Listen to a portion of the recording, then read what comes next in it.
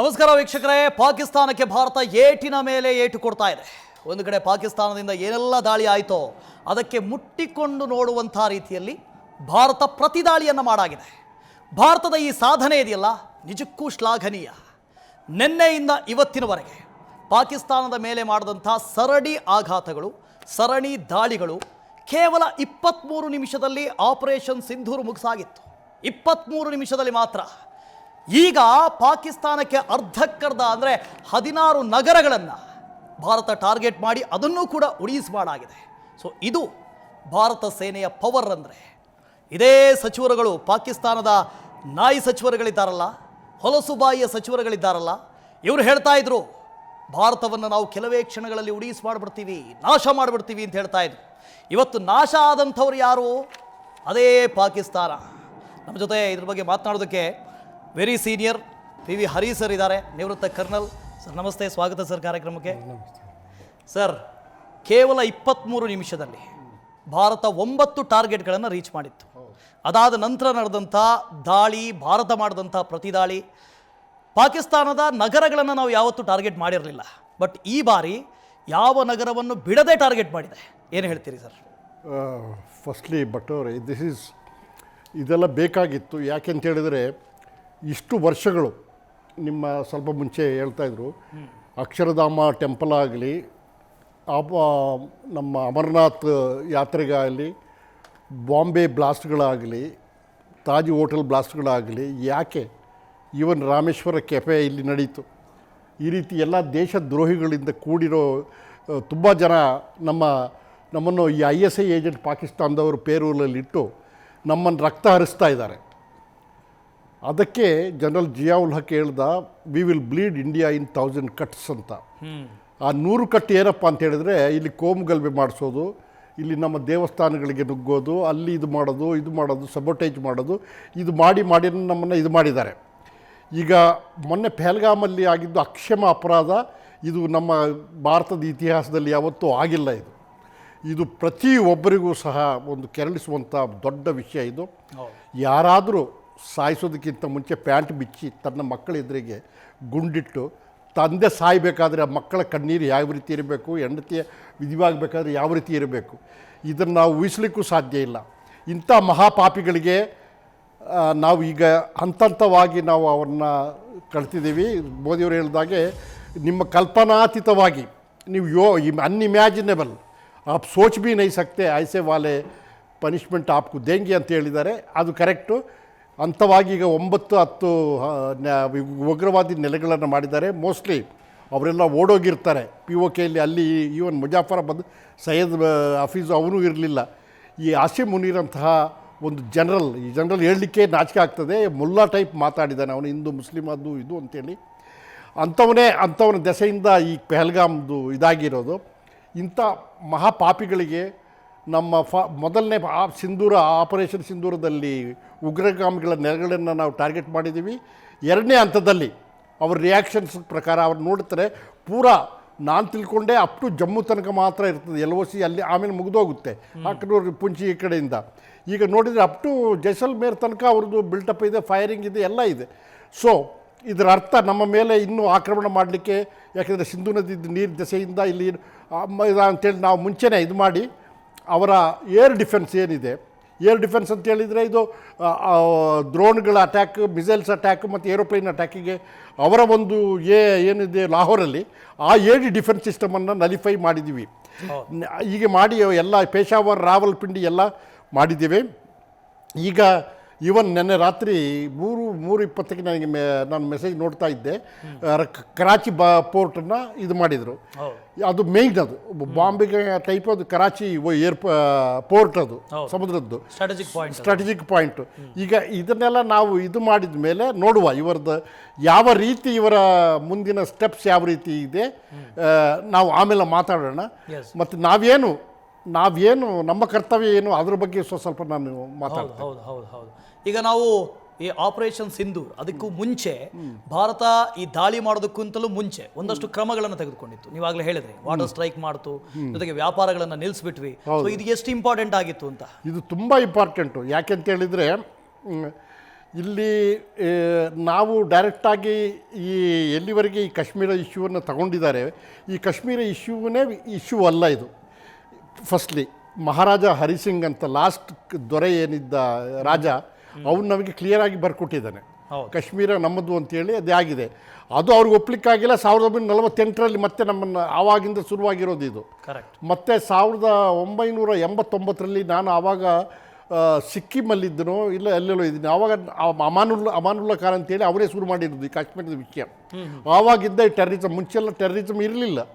ನಾವು ಲದಾಖಿಗೆ ಹೋಗಬೇಕಾದ್ರೆ ಎಲ್ಲಿ ಬೇಕಾದ್ರೆ ನಿಲ್ಲಿಸ್ಬೋದು, ಲಾಲ್ ಚೌಕ್ ಅಲ್ಲಿ ಇಲ್ಲಿ ಎಲ್ಲಿ ಬೇಕಾದ್ರೂ ಓಡಾಡ್ಬೋದಿತ್ತು. ಆಮೇಲೆ ನೋಡ್ತೀನಿ ಎಲ್ಲಿ ನೋಡಿದ್ರು ಕಲ್ಲು ಬಿಸಾಕೋದು, ಅದು ಮಾಡೋದು ಇದು ಮಾಡೋದು ಎಲ್ಲ ಈ ಪಾಕಿಸ್ತಾನಿ ISIಯಿಂದ ಆಗಿರೋದು. ಈಗ ಇದನ್ನು ನಾವು ಎಲ್ಲಿಯಾದರೂ ಒಂದ್ಸರಿ ನಾವು ಸ್ಟಾಪ್ ಮಾಡಲೇಬೇಕು. ಇಲ್ಲದಿದ್ದರೆ ಇದು ನಮ್ಮ ಸೈನಿಕರ ಎಷ್ಟು ಬಲಿದಾನ ಆಯಿತು. ಪುಲ್ವಾಮಾ ದಾಳಿ ಆಗಲಿ, ಎಲ್ಲಿ ಎಷ್ಟು 4 ತಿಂಗಳ ಮುಂದೆ ನಾನು ನೋಡ್ತಾ ಇದ್ದೀನಿ, ನಮ್ಮ ಟ್ರಕ್ಕನ್ನು ಉಡಾಯಿಸಿಬಿಟ್ಟು ಪಾಪ ಕ್ಯಾಪ್ಟನನ್ನು ಇದು ಮಾಡಿದ್ದಾರೆ. ಇಲ್ಲಿ ನಮ್ಮ ಪ್ರಜ್ವಲ್ ಅಂತೇಳಿ ಬೆಂಗಳೂರಿನ ಪ್ರಜ್ವಲ್ ಹೋಗಿದ್ದಾರೆ. ಎಷ್ಟು ಜನವನ್ನು ನಾವು ಬಲಿ ಕೊಡಲಿಕ್ಕೆ ಕಂಟಿನ್ಯೂಸ್ ಆಗ್ತಿದೆ. This is once for all. We must remove this idea of Kashmir. We must remove the idea of terrorism by the Pakistan. We must teach them in such a lesson. They should not be able to get up for next 50 years. Correct sir. ನೀವು ಈಗ ಹೇಳಿದ್ರಿ 1980s ವರೆಗೆ actually Kashmir ತುಂಬ ಮುಂದುವರೆದ society ಆಗಿತ್ತು. ಹೌದು. Culture ಕೂಡ ತುಂಬ ಮುಂದುವರೆದಂಥ ಕಲ್ಚರ್ ಆಗಿತ್ತು. ಅತಿಥಿ ದೇವೋಭವ ಅಂತ ಇದ್ದಂಥವ್ರು. ಈ ಉಗ್ರವಾದ ಅನ್ನೋ ಬೀಜ ಬೆಳೆದಿದ್ದೆಲ್ಲಿಂದ ಅಂತ, ಹುಟ್ಟಿದ್ದೆಲ್ಲಿಂದ ಅಂತ. ಆಮೇಲೆ ಇದು ISI ಗುಪ್ತ ಇಲಾಖೆ ಅವ್ರಿಗೂ ನಮಗೂ ನಮ್ಮ ಕಲ್ಚರ್ಗೆ ಅವ್ನು ಹೇಳ್ತಾ ಇದ್ದಲ್ಲ, ಇವು ಇಂಕ ಕಲ್ಚರ್ ಅಲಗೆ, ಹಮಾರ ಕಲ್ಚರ್ ಅಲಗೆ, ಹಿಂದೂ ಕಲ್ಚರ್. ಇವನೇನು ತಿಳ್ಕೊಂಡಿದ್ದಾರೆ, ಬರೀ ಹಿಂದೂಗಳು ಮಾತ್ರ ಇಂಡಿಯಾದಲ್ಲಿ ಇರೋದು, ಅವರು ಪಾಕಿಸ್ತಾನದಲ್ಲಿ ಈ ರೀತಿ ಒಂದು ಮಾಡಿ ಅವನು ಅಲ್ಲಿ ಇರಲಿಕ್ಕೆ ಇವ್ರದ್ದು ಸಿದ್ಧಾಂತವೇ ಅದು. Terrorism is A state policy ಅದು. ಈಗ ಈ ಬಲೂಚಿ ಅಲ್ಲಿ ಇಲ್ಲೆಲ್ಲ ನಾವು ನೋಡಿದರೆ ತರಕಾರಿ ಮಾರ್ದಂಗೆ ಮಾರ್ತಾರೆ ಯುರೋಪಿ ಪಿಸ್ಟಲ್ಗಳನ್ನ, ರೈಫಲ್ಗಳನ್ನು. ನಮ್ಮಲ್ಲಿ ಒಂದು ಬುಲೆಟ್ ಯಾರಾದ್ರೂ ಎತ್ಕೊಂಡು ಹೋಗಲಿ ಇಡೀ ಒಳಗಾಗ್ತಾರೆ ಅವರಿಗೆ. ನಮ್ಮಲ್ಲಿ ಅಷ್ಟು ಸ್ಟ್ರಿಕ್ಟ್ ಇದೆ ವಿಷಯ ಹೇಳಿದ್ದು. ಸೊ ಇದನ್ನು ನಾವು ನಿಲ್ಲಿಸಬೇಕಂತ ಹೇಳಿದರೆ ಇವರಿಗೆ ಆರ್ಥಿಕವಾಗಿ ಕುಗ್ಗಿಸಬೇಕು. ಇಂಡಸ್ ರಿವರ್ ವ್ಯಾಪಾರವನ್ನು ಬಂದ್ ಮಾಡಬೇಕು. ಇವರ ವ್ಯಾಪಾರ ನಮಗೇನಾಗಿದೆ, ಒಂದಷ್ಟು ಒಣ ದ್ರಾಕ್ಷಿ ಮತ್ತು ಬಾದಾಮಿ, ಡ್ರೈ ಫ್ರೂಟು, ಅದೇ ಹೆಂಗೋ ಆ್ಯಪಲ್ಗಳು ಎಲ್ಲ ಕಡೆ ನಮಗೆ ಇದಾಗ್ತದೆ, ಅದರ ಬಗ್ಗೆ ಅಲ್ಲ. ಇವರಿಂದ ಮತ್ತೆ ಗಾಂಜಾ ಅಫೀಮ್ಗಳೇ ಜಾಸ್ತಿ. ನಮಗಂತ ಗಾಂಜಾ ಅಫೀಮ್ಗಳು ಪಂಜಾಬಲ್ಲಿ ತಿನ್ನಿಸೋದು ಮತ್ತು ಖಾಲಿಸ್ತಾನ ಮಾಡಲಿಕ್ಕೆ ಹೋಗೋದು, ಯಾರು ಮಾಡ್ತಾ ಇದ್ದಾರೆ ಇದು? ಪಂಜಾಬಿಂದು ಪ್ರಾಬ್ಲಮ್ಮು, ಕಾಶ್ಮೀರ್ ಪ್ರಾಬ್ಲಮ್ ಮಾಡ್ತಾ ಇರೋದೇ ಇವರೇ. ಸೊ ಪಂಜಾಬ್ ಪ್ರಾಬ್ಲಮ್ ನಮ್ಮ ಆರ್ಮಿ ನುಗ್ಗಿ ಎಲ್ಲ ಸರಿ ಮಾಡಿದೆ. ಲೋಕಲ್ಗಳು ಸಪೋರ್ಟ್ ಇರಲಿಲ್ಲ. ಸೊ ಬಿದ್ದರವಾಲ ಪಾರ್ಟಿ ಅದೆಲ್ಲ ಫುಲ್ ಆರ್ಮ್ಸ್ ಆ್ಯಂಡ್ ಆಮ್ಯುನಿಷನ್ ಕೊಟ್ಟಿರೋದೇ ಪಾಕಿಸ್ತಾನ. ಆ ಟೈಮಲ್ಲಿ ನಾನು ಆಪರೇಷನ್ ಬ್ಲೂ ಸ್ಟಾರಲ್ಲಿ ಇದ್ದೆ. ಸೊ ನನಗೆ ಗೊತ್ತು ಇವ್ರದ್ದು ಏನೇನಾಗ್ತಾ ಇದೆ ಅಂತೇಳಿ. ನಾನು ಕೇಮ್ಕರ್ಡ್ ಸೆಕ್ಟರ್ ಆ ಕಡೆ DCB ಡಿಚ್ಕಮ್ ಬಂದ ಅಲ್ಲೆಲ್ಲ ನಮ್ಮ ರೆಜಿಮೆಂಟ್ ಜೊತೆಯಲ್ಲಿ ನಾನು ಇದ್ದೆ. ನೀವು ಗ್ರೌಂಡಲ್ಲಿ ಇದ್ದಿದ್ರಿಂದ ಒಂದಷ್ಟು ಇನ್ಸೈಡ್ಸ್ ನಿಮಗೆ ಜಾಸ್ತಿನೇ ಗೊತ್ತಿರುತ್ತೆ ಅಂತ ಹೇಳಿ ಸರ್. ನಾನು ಆಮೇಲೆ ನಾವು ನೋಡ್ತೇನೆ, ಮತ್ತೆ ನಾನು ಸ್ವಲ್ಪ ವರ್ಷಗಳ ಹಿಂದೆ ಕಾಶ್ಮೀರಲ್ಲಿ ಪೋಸ್ಟಿಂಗ್ ಆಗಿದ್ದಾಗ ನೋಡ್ತಾ ಇದ್ದೇನೆ, ಈ ಹಿಂದೆ ಗಾಡಿ ಮುಂದೆ ಗಾಡಿ ಇಟ್ಕೊಂಡು ನಾವು ಹೋಗಬೇಕು. ರೋಡಲ್ಲಿ ಎಲ್ಲಿ ಬೇಕಾದರೂ ನೆಲಬಾಂಬ್ಗಳು ಇಡ್ತಾರೆ, ನಮ್ಮ ಕಾನ್ವಾಯ್ಸ್ ಮೇಲೆ ಇಡ್ತಾರೆ ನೆಲಬಾಂಬು. ನನ್ನ ಕಣ್ಣೆದುರಿಗೆ ಒಂದು ಲಾರಿ ಬ್ಲಾಸ್ಟ್ ಆಗಿ ನಮ್ಮ ಸೋಲ್ಜರ್ಸ್ಗಳು, ಸುಬೇದಾರ್ ಸಾಬ್ಗಳು, ಹವಲ್ದಾರ್ ಸಾಬ್ಗಳು ರಕ್ತ ಸುರಿಸಿ ಕೈ ಕಾಲು ಹೋಗಿಸ್ಬಿಟ್ಟು ಎಲ್ಲ ಮಿಲಿಟರಿ ಹಾಸ್ಪಿಟ್ಲಲ್ಲಿ ಅಡ್ಮಿಟ್ ಆಗಿದ್ವಿ. ಇದು ಪ್ರತಿನಿತ್ಯದ ಇದಾಗಿಬಿಟ್ಟಿದೆ. ಸೊ ರಕ್ತ ಕುದೀತದೆ, ಎಲ್ಲ ಆಗ್ತದೆ. ನಮಗೆ ಹುಕುಮ್ ಇರಲಿಲ್ಲ ಪಾಕಿಸ್ತಾನದೊಳಗೆ ನುಗ್ಗಲಿಕ್ಕೆ. ಇಲ್ಲಿ ನಮ್ಗೆ ಗೊತ್ತಿದೆ ಕ್ಲಿಯರ್ ಎವಿಡೆನ್ಸ್. ಉಗ್ರವಾದಿ ಉಗ್ರವಾದಿ ಅವನು ಪಾಕಿಸ್ತಾನಿ. ಮೊನ್ನೆ ಬಡ್ದು ಪ್ಯಾರಾ ಕಮಾಂಡೋ ಅವನು, ಪೆಲ್ಗಾಮಲ್ಲಿ ಬಂದಿದ್ದವನು, ಕಾಡೊಳಗೆ ಬಂದಿದ್ದು ಪ್ಯಾರಾ ಕಮಾಂಡೋಸ್. ಮಾಜಿ ಅಂತನೋ ನಿಜ, ಅದು ಮಾಜಿ ಅಲ್ಲ, ಇರಲಿಕ್ಕಿಲ್ಲ. ಅವನು ಪ್ರಾಪರ್ ಅವ್ರ ಸರ್ವಿಸ್ನವನು. ಅವನ ಮುಖ ನೋಡಿದರೆ ಅವನೇನು ವಯಸ್ಸಾಗಿರಲಿಲ್ಲ ಅವನಿಗೆ. ಸೊ ಅವರೆಲ್ಲ ಬಂದು ಕ್ಲಿಯರಾಗಿ ಗನ್ನಿಟ್ಟು ಕೊಂದ ಮೇಲೆ ಎಸ್ಕೇಪ್ ಎಷ್ಟು ಚೆನ್ನಾಗಿದ್ದಾರೆ. ಆರಾಮವಾಗಿ ಸೆಕ್ಯೂರಿಟಿಗೆ ಎಲ್ಲ ನೋಡಿಬಿಟ್ಟು ಕಿಲ್ಲಿಂಗ್ ಗ್ರೌಂಡ್ ಮಾಡಿ ಗಂಡು ಮಕ್ಕಳನ್ನ ಬೇರೆ ಮಾಡಿ, ಆಮೇಲೆ ಗಂಡು ಮಕ್ಕಳ ಪ್ಯಾಂಟ್ ಬಿಚ್ಚಿ ಇವೆಲ್ಲ ಮಾಡಬೇಕಾದ್ರೆ ಇವರೆಲ್ಲ ಒಂದು ಸ್ಕೆಚ್ ಹಾಕಿ ಪ್ಲ್ಯಾನ್ ಮಾಡಿರೋ ಮಿಲಿಟರಿ ಆಪರೇಷನ್ ಅದು. ಸೊ ಈಗ ನಮಗೆ ಅರ್ಥ ಆಗ್ತಾ ಇದೆ ಮಿಲಿಟರಿ ಆಪರೇಷನ್ ಆಗಿದೆ. ಸೊ ಇದಕ್ಕೆ ಒಂದೇ ಒಂದು ಉತ್ತರ, ನಮ್ಮ ಇಂಥ ದೊಡ್ಡ ಪವಿತ್ರವಾದ ದೇಶವನ್ನು ಇದು ಮಾಡ್ತಾ ಇರುವಂತಹ, ಒಂದು ಅನಾಚಾರ ಮಾಡ್ತಿರುವಂತಹ ಈ ಶತ್ರುವಿಗೆ ನಾವು ಪರ್ಮನೆಂಟಾಗಿ ಸೊಲ್ಯೂಷನ್ ಮಾಡಬೇಕು. ಅದಕ್ಕೋಸ್ಕರ ಇವರು ಮೇನ್ ಸಿಟೀಸ್ ಹೋಗಿದೆ. ನಾವೀಗ ಎಲ್ಲದಕ್ಕೂ ನಾವು ನಮ್ಮ ಕಮಾಂಡರ್ಗಳು ಭಾಳ ಕೇಪಬಲ್, ಸೇನಾಧಿಕಾರಿಗಳು ಉನ್ನತ ಭಾಳ ಕೇಪಬಲ್ ಅಂದರೆ ನೀವು ಊಹಿಸ್ಲಿಕ್ಕೆ ಆಗೋದಿಲ್ಲ. ಅಂಥ ಕಮಾಂಡರ್ಗಳಿದ್ದಾರೆ. ನೋಡ್ತಾ ಇರಿ ಎಷ್ಟು ವೀರಚಕ್ರಗಳು ಬರುತ್ತೆ, ಎಷ್ಟು ಜನಗಳು ಸಿಂಹಗಳಾಗಿ ನುಗ್ಗಿ ಹೊಡಿತಾರೆ ಅಂತೇಳಿ ನೋಡ್ತಾ ಇರಿ ಇನ್ನು ಮೇಲೆ. ಸರ್, ತಾವು ಕಾರ್ಗಿಲಲ್ಲೂ ಕೂಡ ಇದ್ರಿ, ಹೌದು, ಅದರಲ್ಲೂ ಭಾಗಿಯಾಗಿದ್ರಿ. ಅದಕ್ಕೋಸ್ಕರ ಕೇಳ್ತಾ ಇದ್ದೀನಿ, ಹೇಗೆ ಪಾಕಿಸ್ತಾನದಲ್ಲಿ ಆರ್ಗನೈಸ್ಡ್ ರೀತಿಯಲ್ಲಿ ಟೆರರಿಸಂ ಬೆಳೀತಾ ಇದೆ ಅಂತ ನೀವು ಹೇಳಿದ್ರಿ. ಅಲ್ಲಿ ಮೊನ್ನೆ ಬಂದಂಥವ್ರು ಕೂಡ ಅದರಲ್ಲಿ ಸೈನಿಕರು ಇದ್ರು, ಪಾಕಿಸ್ತಾನದ ಸೈನಿಕರು ಇರಲೂಬಹುದು ಅಂತ. ಇದು ಹೇಗೆ ಆರ್ಗನೈಸ್ಡ್ ಆಗಿ ನಡೆಯುತ್ತೆ ಅಂತ ಅಲ್ಲಿ? ಇದು ಆರ್ಗನೈಸ್ ದೇರ್ ಅವರ ಮೆಂಟಾಲಿಟಿನೇ ಅವರ ಆ ರೀತಿ ಇರಬೇಕಾದ್ರೆ ಏನು ಮಾಡಲಿಕ್ಕೆ ಆಗೋದಿಲ್ಲ. ಈಗ ಏನು ಮಾಡ್ತಾರೆ ಪಾಕಿಸ್ತಾನದವರು, ಎದುರುಗಡೆ ನೋಡಿ LOC ಎದುರುಗಡೆ ಬಂಕರ್ಸ್ ಅವ್ರದ್ದಿದೆ, ನಮ್ದಿದೆ. ಇಲ್ಲಿ ಎಂಗೇಜ್ ಮಾಡೋದು, ನಾವು ಅಲ್ಲಿ ಡಬ ಹೊಡಿತಿರ್ತೀವಿ, ಅವರು ಹೊಡಿತಿರ್ತಾರೆ. ಸೈಡಲ್ಲಿ ಅದೇ ಕವರಿಂಗ್ ಫೈರ್ ಕೊಟ್ಟು ನುಸುಳಿಸೋದು ಈ ಉಗ್ರಗಾಮಿಗಳನ್ನು. ಇಂಡಿಯಾದಲ್ಲಿ ಬಂದು ಮಾಡಿ ಬ್ಲಾಸ್ಟ್ ಮಾಡಿಸ್ಕೊಳ್ಳಿ, ಏನು ಬೇಕಾದರೂ ಮಾಡಿ ಅಂತೇಳಿ. ಇವ್ರದ್ದು ಇದು ಒಂದು ರೀತಿಯ ಮಿಲಿಟರಿ ಜನರಲ್ಗಳ ಮನಸ್ಥಿತಿ ಇದೆ. ಇವನು ಜನರಲ್ ಜಿಯಾವುಲಕ್ಕೆ ಹೇಳಿದಾಗೆ, we will cut India in 1000 pieces, we will bleed them. ನಾವು we will bleed India in 1000 cuts ಅಂತ ಹೇಳಿದ್ದಾನೆ. ಅಂದರೆ 1000 ಕಟ್ಟು ಮಾಡಿ ನಮ್ಮನ್ನು, 1000 ಕಟ್ ಅಂದ್ರೇನು, ಅಲ್ಲಿ ಬಾಂಬ್ ಹಾಕೋದು, ಇಲ್ಲಿ ಬಾಂಬ್ ಹಾಕೋದು, ನಮ್ಮ ರಕ್ತ ಹರಿಸೋದು, ಹೊಡಿತೀವಿ, ನಿಮ್ಮನ್ನು ಬಾಳ್ಲಿಕ್ಕೆ ಬಿಡೋದಿಲ್ಲ ಅಂತೇಳಿ ಚಾಲೆಂಜ್ ಮಾಡಿದ್ದ. ಅವನದೇ ಮರಿ ಮಕ್ಕಳು ಟೈಪ್ ಈ ಜನರಲ್ಸ್ಗಳು ಏನಿದ್ದಾರೆ, ಆ್ಯಂಟಿ ಇಂಡಿಯಾ, ಆ್ಯಂಟಿ ಹಿಂದೂ, ಆ್ಯಂಟಿ ಕಲ್ಚರ್ ನಮ್ಮದು ಇದು ಮಾಡೋದೇ ಇವರ ಒಂದು ಇದಿದೆ. ಇವರ ಮಾಡಿರೋ ಅನ್ಯಾಯಕ್ಕೆ ಬಟ್ ಅವರೇ ನಾವಂತೂ ರೋಸಿ ಹೋಗಿದ್ದೇವೆ. ಕಾಶ್ಮೀರ ಪಂಡಿತರನ್ನು ಓಡಿಸಿ ಅವರ ಸಂಸ್ಕೃತಿಯನ್ನು ಚೇಂಜ್ ಮಾಡಿ, ಅವರ ನಾಗರಿಕತೆಯನ್ನು ಚೇಂಜ್ ಮಾಡಿ, ಅದಕ್ಕೆಲ್ಲ ಅವರ ಧರ್ಮದ ಹೆಸರುಗಳನ್ನು ಊರುಗಳಿಗೆಲ್ಲ ಚೇಂಜ್ ಮಾಡಿ ಇವರು ಮಾಡಿರೋದು ಒಂದು ಇಷ್ಟು ಚಿಕ್ಕ ಪುಟ್ಟನ ರೇಪ್ ಮರ್ಡರ್ಸ್ಗಳು ಮಾಡಿರೋದು ಚಿಕ್ಕ ಪುಟ್ಟನ. ಇದನ್ನು ನಾವು ಸಹಿಸಬೇಕಾ? ಮತ್ತು ನಾವು ಒಂದು ಗೌರ್ಮೆಂಟ್ ಬೇರೆ ಕೂರಿಸ್ತೇವೆ. ಈ ಗೌರ್ಮೆಂಟ್ ಅವ್ರಿಗೆ ಪ್ರೆಸಿಡೆಂಟ್ ರೂಲ್ ಇರಬೇಕಾಗಿತ್ತು.